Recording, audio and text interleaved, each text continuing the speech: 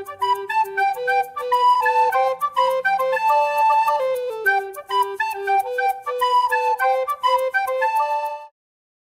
Share और subscribe करें हमारे इस चैनल को और बेल आइकन को दबाना ना भूलें ताकि हमारी वीडियो आप तक सबसे पहले पहुंचे। हेलो स्टूडेंट्स, जैसे कि मैंने आपको पिछले लेक्चर में आप लोगों को पढ़ाया था कि यंग्स मॉडुलस क्या होता है, वर्क मॉडुलस क्या होता है, मॉडुलस ऑफ रिजिडिटी क्या होती है। तो इसके आगे हम इन्हीं से रिलेटेड कुछ टॉपिक्स जो हम पढ़ रहे हैं, अभी तक हम इलास्टिसिटी के बारे में पढ़ रहे थे, तो उसी से रिलेटेड एक जो टॉपिक हम पढ़ने वाले हैं, जो कि यहाँ पर आपको दिख रहा है स्क्रीन पर, कि work done in linear strain, volume strain and shear strain. आपको समझ में आ रहा होगा, स्ट्रेन के बारे में हमने पढ़ा है, स्ट्रेस के बारे में हमने पढ़ा है, तो वॉल्यूम स्ट्रेन भी पढ़ा है, शेयर स्ट्रेन भी पढ़ा हुआ है, और इसके अलावा हमने लीनियर स्ट्रेन भी पढ़ा हुआ है। लॉन्गिट्यूडिनल स्ट्रेन जो पढ़ा हुआ है वही हम यहाँ पर लीनियर स्ट्रेन के फॉर्म में बता रहे हैं। अगर हम बात करें किसी भी बॉडी के बारे में, तो हमने सुना है कि बॉडी जो होती हैं, जो पिंड जो होते हैं, बॉडीज जो होती हैं, उसमें क्या होता है, बहुत सारे एटम्स से मिलकर बनी होती है। और जब एटम्स से मिलकर बनी हुई है तो हम क्या कर रहे थे, अभी तक डिफॉर्मिंग फोर्स अप्लाई कर रहे थे, जो कि बाहर से हम एक फोर्स अप्लाई कर रहे थे, और उस फोर्स के अप्लाई करने पर बॉडी में चेंजेस आते थे, या तो उसका वॉल्यूम चेंज होता था, या शेप, या फिर लेंथ चेंज हो जाती थी। ये सारी चीजें हम पढ़ चुके हैं। अगर ऐसा हो रहा है तो अगर हमने यहाँ पर डिफॉर्मिंग फोर्स अप्लाई किया हुआ है, किसी बॉडी को लेकर चल रहे हैं हम, मान लीजिए यहाँ पर मैंने एक बॉडी कंसिडर किया हुआ है, ये हमारे पास एक बॉडी है और ये बॉडी हमने कंसिडर किया हुआ है। ये नॉर्मल बॉडी ऑटोमेटिक नहीं बन गई है। यहाँ पर ये बॉडी जो बनी हुई है बहुत सारे छोटे छोटे स्मॉल एटम्स से मिलकर बनी हुई है। एटम्स के अंदर में न्यूक्लियाई है, न्यूक्लियाई के अंदर में न्यूट्रॉन, प्रोटॉन, इलेक्ट्रॉन्स होते हैं, ये हम सब जानते हैं। उसी चीज से रिलेट करते हुए मैं बताना चाहूंगी कि अगर हम यहाँ पे फोर्स लगा रहे हैं, मान लीजिए जो एफ फोर्स, हम एक्सटर्नल फोर्स लगा रहे हैं, एफ मतलब कि हमारा जो एक्सटर्नल फोर्स है, जिसे हम डिफॉर्मिंग फोर्स बोल रहे थे, तो डिफॉर्मिंग फोर्स जब हम लगाते हैं बॉडी पर, तो ये डिफॉर्मिंग फोर्स को इन एटम्स के बीच में भी एक अट्रैक्टिव फोर्स लगता है, जो इसको दूर नहीं होने देता है, एटम्स को चेंजेस नहीं करने देता है आपस में अपनी पोजिशंस को। अगर वो पोजिशंस को चेंज नहीं करने दे रहा है तो इस जो एक्सटर्नल फोर्स जो हम डिफॉर्मिंग फोर्स लगा रहे हैं उसको कुछ वर्क करना पड़ेगा। जो वर्क करना पड़ेगा, वो जो वर्क कर रहा है वो किस फॉर्म में स्टोर हो रहा है, तो ये जो वर्क हो रहा है वो इंटरनल एनर्जी या पोटेंशियल एनर्जी के फॉर्म में स्टोर हो रहा है। और जब स्टोर हो जाता है तो जब हम डिफॉर्मिंग फोर्स हटा लेते हैं तो वही फोर्स हमको जो हमने पढ़ा हुआ है रिस्टोरिंग फोर्स के फॉर्म में मिल जाता है, या फिर प्रत्यानयन बल के फॉर्म में हमें मिल जाता है। और वही हमको वर्क जो करना पड़ रहा है, वही वर्क डन हमें कैलकुलेट करना है। किसके लिए? Linear strain, volume strain and shear strain के लिए। ओके, तो हम बात कर रहे हैं वर्क डन की। सबसे पहले हम बात करेंगे, जो हम बात कर रहे हैं सबसे पहले लीनियर स्ट्रेन की बात कर रहे हैं। लीनियर स्ट्रेन मतलब कि हम कहीं ना कहीं ये देख रहे हैं कि लीनियर स्ट्रेन की बात हो रही है तो हम लॉन्गिट्यूडिनल स्ट्रेन की बात कर रहे हैं। लॉन्गिट्यूडिनल स्ट्रेन मतलब कि हम यहाँ पर क्या ला रहे हैं, लॉन्गिट्यूडिनल स्ट्रेस ला रहे हैं। स्ट्रेस का फॉर्मूला हमें पता है, स्ट्रेस क्या होता है, फोर्स अपॉन एरिया स्ट्रेस होता है, जो कि हम पिछले लेक्चर में पढ़ चुके हैं। बहुत सारी ऐसी चीजें हैं जो हम पिछले लेक्चर में पढ़ चुके हैं, उनको मैं रिपीट नहीं कर पाऊंगी, इसलिए आप लोग प्लीज मेरे पिछले लेक्चर्स देखें ताकि हम इनको यहां पर यूज कर सकें। ठीक, अभी हम बात कर रहे थे कि अगर हम लीनियर स्ट्रेन की बात करें तो लीनियर स्ट्रेन के लिए जो हम बात कर रहे हैं तो एक डायग्राम हम ले लेते हैं। मान लीजिए ये हमने एक यहां पर O पॉइंट है और यहां पर B पॉइंट है, यहां पर A पॉइंट है। अब हमने बात की कि लेंथ है, ठीक, लेंथ है, लीनियर स्ट्रेन है, तो हम लॉन्गिट्यूडिनल स्ट्रेन की बात करेंगे। लॉन्गिट्यूडिनल स्ट्रेन में क्या हो रहा था, हमारी स्ट्रेस की वजह से लेंथ में इंक्रीजमेंट हो रहा था या डिक्रीजमेंट हो रहा था। तो हमने सबसे पहले माना कि अगर हमने एक ग्राफ ले लें, हम ग्राफ से हमें आसानी से समझ में आएगा। मान लीजिए यहाँ पर हमारे पास फोर्स अवेलेबल है और यहाँ पर हमारी इस वाई एक्सिस पे हमारे पास लेंथ अवेलेबल है। तो जो लेंथ है वो 0 से L वेरी कर रही है और फोर्स यहाँ पर कुछ लिमिट के बाद वेरी कर रहा है। तो मान लीजिए ये इतने एरिया में वेरी कर रहा है, ठीक। यहाँ फोर्स है तो यहाँ भी इक्वल फोर्स होगा।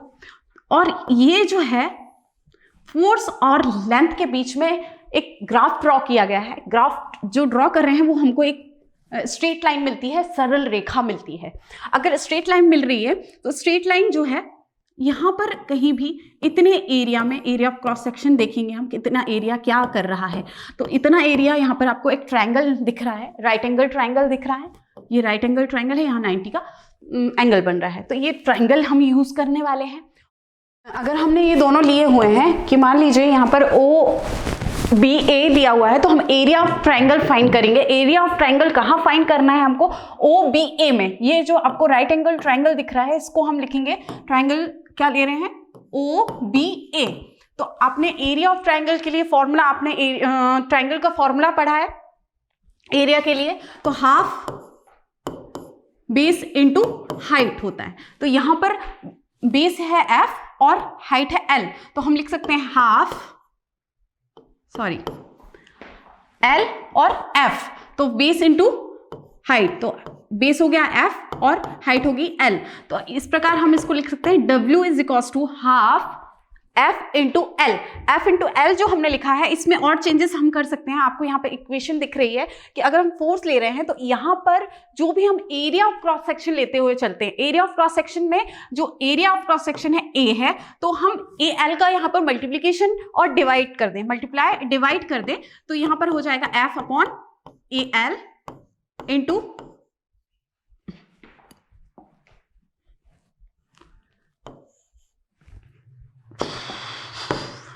L into AL।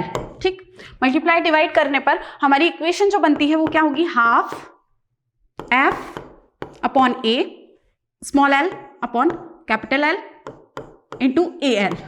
यहां पर जो इक्वेशन आपको सीधे सीधे दिखाई दे रही है, आप लोगों ने देखा होगा कि हमने ये पढ़ा हुआ है F अपॉन A और L upon capital L, small l upon capital L, ये दोनों चीजें हमने पढ़ी हुई है। ये जो है स्ट्रेस है, क्योंकि हम पिछले लेक्चर्स में पढ़ चुके हैं, और ये हमारी जो है स्ट्रेन है। तो हम यहाँ पर लॉन्गिट्यूडनल स्ट्रेस और लॉन्गिट्यूडनल स्ट्रेन की बात यहाँ पर कर सकते हैं। और ये जो है, ये है हमारा वायर के लिए वॉल्यूम, जो वॉल्यूम ऑफ वायर। अगर हम ये ले लें AL, तो इसको और चेंजेस करके हम कैसे लिख सकते हैं? AL इज इक्वल्स टू, ये लिखा जा सकता है L स्क्वायर, और L को अगर हम L के बराबर रख दें तो L, तो ये हो जाएगा LQ। तो ये वॉल्यूम ऑफ द वायर है। इसके लिए हमारे पास जो वैल्यू मिली है, तो हम इसको और चेंजेस करके कैसे लिख सकते हैं वो देखते हैं।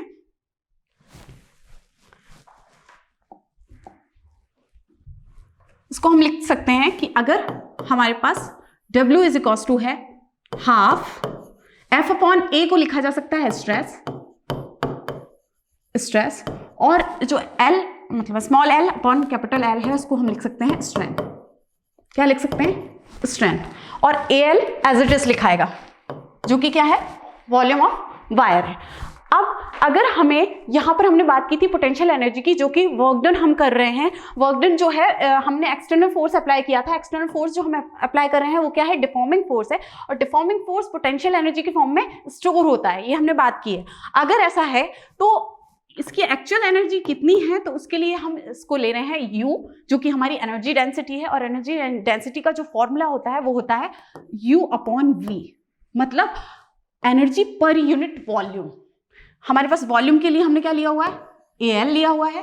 तो हमारे पास AL है, तो हम एज इट इज वैल्यू रख सकते हैं half stress into strain into AL, और अपॉन में क्या है हमारे पास? ऑलरेडी AL है, तो AL से AL क्या हो जाएगा? कैंसिल हो जाएगा। और जब AL कैंसिल होगा तो हमारे पास क्या मिल जाएगा? Half stress into strain. अब एक और चेंज हम इसमें कर सकते हैं कि हमने हाफ स्ट्रेस इंटू स्ट्रेन लिया हुआ है। जो हमने ये लिया हुआ है, तो हम स्ट्रेस को क्यों ना यंग मॉडुलस के फॉर्म में चेंज कर दें। तो हमारे पास फॉर्मूला है यंग मॉडुलस का, y is equals to stress upon strain. ठीक, तो स्ट्रेस के फॉर्म में अगर हम लिखना चाहें तो क्या हो जाएगा? y इज इक्वल्स टू,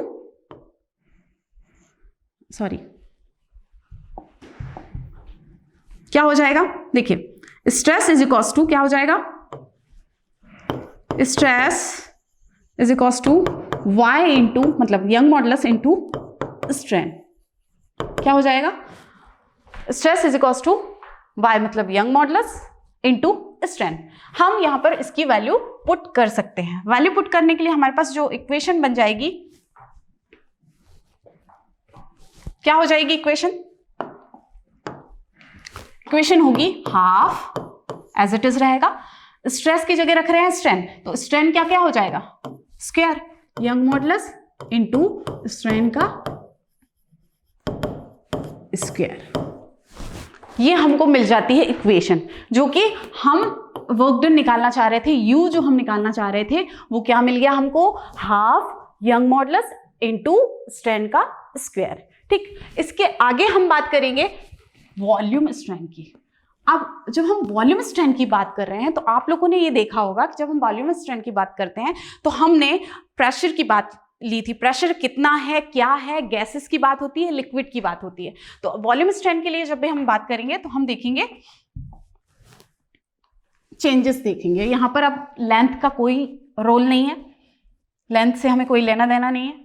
यहां पे सीधे अब हम बात करेंगे गैसेस की। मान लीजिए हमने ये दो बॉल लिए हुए हैं, इनमें कहीं पर गैसेस है। ठीक, ये पिस्टन हमने ले लिया। अब इसका नॉर्मल वॉल्यूम V था, प्रेशर बढ़ाया, प्रेशर P था नॉर्मल, फिर प्रेशर बढ़ाने पे P स्मॉल p प्रेशर बढ़ा दिया। अगर प्रेशर बढ़ाया तो वॉल्यूम में डिक्रीजमेंट हुआ, जो हमने पिछली क्लास में पढ़ा हुआ है। तो वॉल्यूम में चेंज कितना आया? Capital V minus small v, small change आया। अगर स्मॉल चेंज आया है तो हमने बात की है कि जो नॉर्मल स्ट्रेस है वो हम P के फॉर्म में ले रहे थे। नॉर्मल स्ट्रेस किसके फॉर्म में ले रहे थे? स्मॉल p के फॉर्म में। स्ट्रेस ही है बट ये क्या है? नॉर्मल स्ट्रेस है, जो कि प्रेशर है।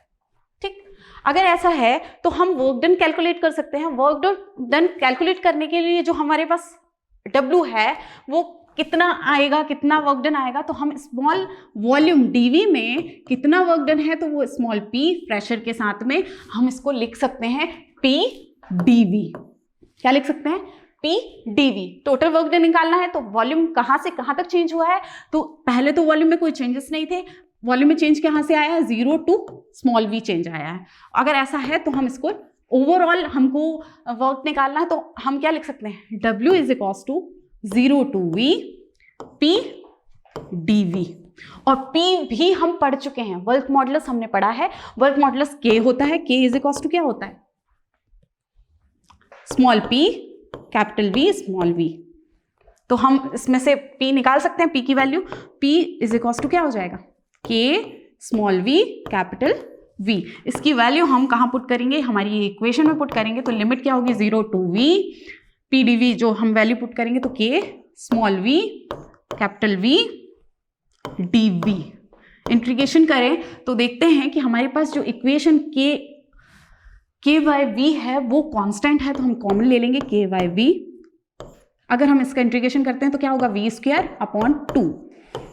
V स्क्वायर अपॉन 2 आ गया है तो हम यहाँ लिखेंगे हाफ K स्मॉल v का स्क्वायर और नीचे क्या है? कैपिटल V है।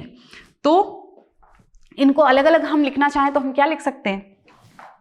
हम इसको इस प्रकार लिख सकते हैं कि हमारे पास जो वैल्यू है हाफ K हमारा वर्क मॉडुलस है, स्मॉल v को 2 पार्ट्स में लिखा हुआ है अपॉन V। तो ये जो है ये क्या है? हमारा नॉर्मल स्ट्रेस है, जो कि हमने पिछले उसमें लिखा हुआ है, ये हमने निकाला हुआ था। ये दिख रहा है आपको सेम ही है, तो हम इसको क्या लिख सकते हैं?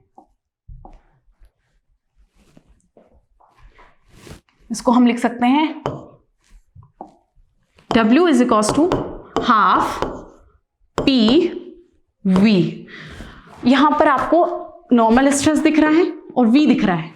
और अभी हमारे पास एक चीज बाकी है जो हम हर कैलकुलेशन में देख रहे हैं कि अगर हमको एनर्जी डेंसिटी कैलकुलेट करनी है तो हमारी जो एनर्जी है U है, या फिर हम कैपिटल U या W लिख सकते हैं इसको। तो कैपिटल U से हम वॉल्यूम को डिवाइड कर देते हैं तो हमको एनर्जी डेंसिटी मिल जाती है। जब एनर्जी डेंसिटी मिल जाती है तो हम इसको लिखेंगे half P V small v upon capital V।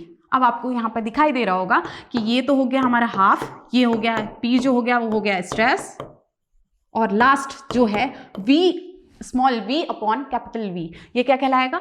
ये कहलाएगा हमारा वॉल्यूम स्ट्रेन। क्या कहलाएगा? Volume strain. तो वॉल्यूम स्ट्रेन यहाँ पर आपको वापस से स्ट्रेस और स्ट्रेन मिल जाता है। तो यहाँ पर हम वॉल्यूम स्ट्रेन के लिए कैलकुलेशन कंप्लीट करते हैं। लास्ट जो है हमारा है शेयर स्ट्रेन।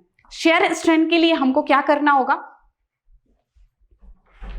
शेयर स्ट्रेन के लिए अभी तक हमने इतना पढ़ चुके हैं कि अगर हम किसी बॉडी में चेंजेस लाते हैं, उसकी बॉडी में सिर्फ उसके एक फेस पर फोर्स लगाते हैं और बाकी फोर्स जो है हम उसकी सेकंड जो स्टेप है या सेकंड जो उसका पार्ट है उस पर नहीं लगाते हैं, तो क्या होता है?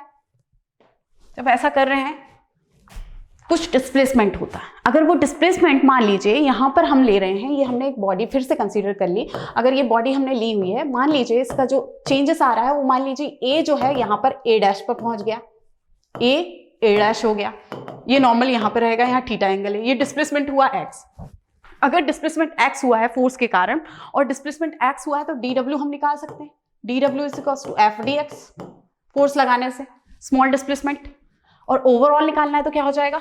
w is equal to integration 0 to x, क्योंकि पहले तो कोई चेंजेस थे नहीं लेकिन 0 से स्टार्ट होकर x पर पहुंचे हैं हम। अगर ऐसा हुआ है तो हम इसको f dx लिखा जा सकता है। और f क्या है?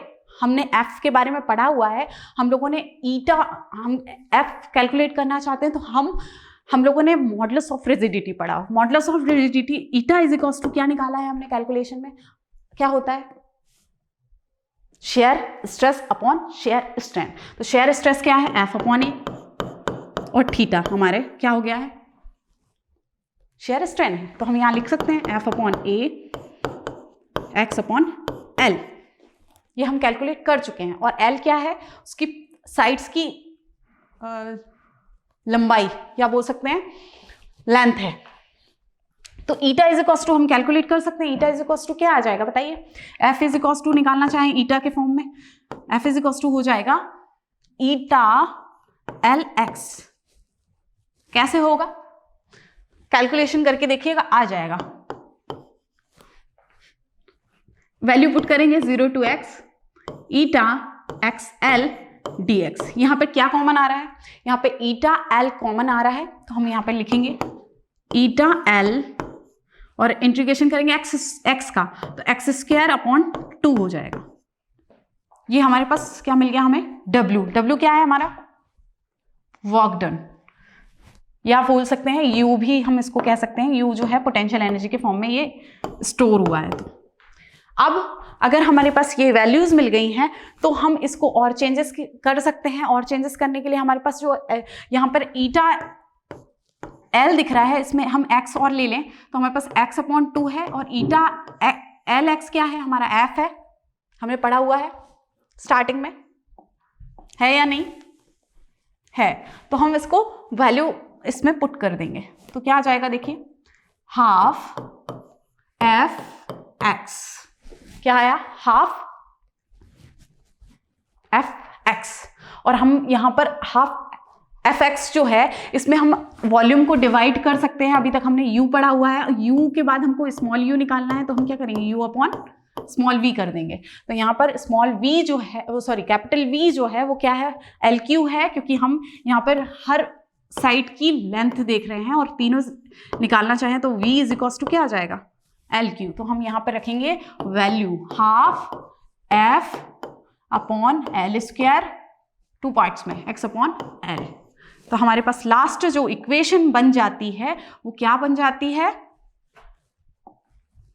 देखिए half F upon L square, मतलब कि यहां पर एरिया आ गया है, इंटू एक्स अपॉन एल। तो इसको हम क्या बोलेंगे? हाफ स्ट्रेस, मतलब shear stress into shear strain. हम लोगों ने जो अभी तक पढ़ा, work done in linear strain, volume strain, shear strain, तीनों के लिए हमने वैल्यूज कैलकुलेट की, वर्क डन कैलकुलेट किया। जो वर्क डन हमको मिला है वो स्ट्रेस और स्ट्रेन के फॉर्म में मिला है। आज जो भी हमने पढ़ा है उसको रिलेट करके अगर आप पढ़ना चाहते हैं तो आपको पहले जो पुराने लेक्चर्स हैं उनको पढ़ना पड़ेगा। अगर वो पढ़ते हैं तो आपको ये सारी चीज़ें समझ में आएगी कि स्ट्रेस क्या है, स्ट्रेन क्या है, वॉल्यूम स्ट्रेन क्या है, या फिर जो ईटा हमने लिया है मॉडुलस ऑफ रिजिडिटी क्या है। आज के लिए इतना है, काफ़ी है। Thank you.